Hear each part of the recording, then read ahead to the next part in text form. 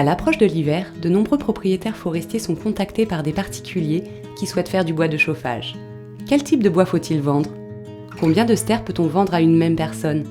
Comment officialiser légalement cette transaction? Un contrat est-il nécessaire? Découvrons en quelques étapes comment réaliser une bonne vente. Étape 1. Choisir les arbres à couper. Le bois de chauffage est généralement extrait des taillis, des premières éclaircies, mais aussi des têtes d'arbres ou houppiers. Concrètement, il s'agit des bois trop petits ou de trop mauvaise qualité pour être sciés. Lorsqu'on veut vendre, ou bien lorsqu'un acheteur formule un besoin, il faut d'abord trouver la parcelle et le bois qui correspond. Afin que l'acheteur identifie son lot, on peut utiliser des repères faits à la peinture ou avec des jalons. Une fois le ou les arbres choisis, il faut les marquer. Les traits obliques ou croix de couleur indiquent à l'acheteur quels arbres il pourra exploiter. Les cercles blancs signalent les arbres d'avenir à préserver lors de l'abattage. Étape 2. Présenter le chantier à l'acheteur. Il est important de prendre le temps de présenter la coupe à l'acheteur, notamment pour expliquer le marquage effectué.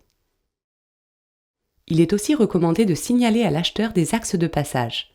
Cela lui permet de savoir où circuler avec son matériel. La vente de bois à un particulier implique 2 conditions.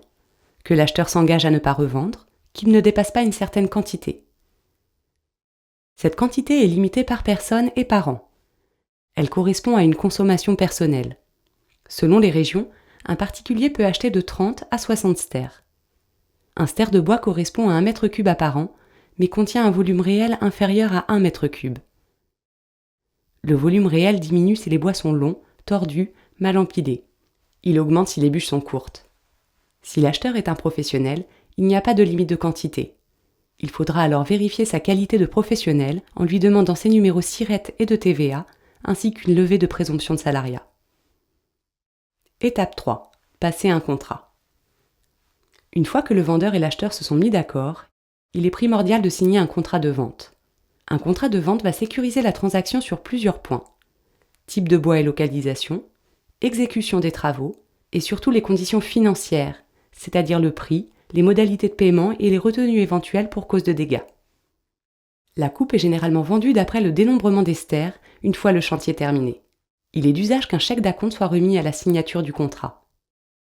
Des modèles de contrat sont proposés par les syndicats de propriétaires forestiers ou les CRPF. Étape 4. Contrôler la réalisation de la coupe. La vente sur pied signifie que c'est l'acheteur qui réalise ou fait réaliser les coupes à sa charge. N'hésitez pas à rappeler à l'acheteur que pour sa sécurité, il doit porter des équipements de protection.